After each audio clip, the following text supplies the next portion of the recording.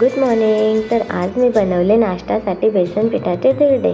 त्यासाठी मी घेतलं आहे 4-5 चम्मच बेसन पीठ, 1 चम्मच लाल मसाला, थोडीशी हळद, थोडासा ओवा आणि थोडंसं जिरं आणि चवीपुरतं मीठ आणि पीठ भिजवण्यासाठी पाणी.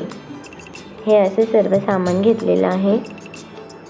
आता आपण बेसन पिठामध्ये जिरं ॲड करूया, त्यानंतर ओवा ॲड करूया, मग लाल मसाला ॲड करूया, हळद टाकूया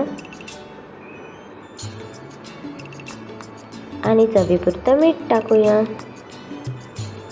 आणि हे सगळं मिश्रण मिक्स करूया. त्यानंतर पाणी घालून भिजवून घेऊया. मस्त पातळसर असं भिजवून घेऊया.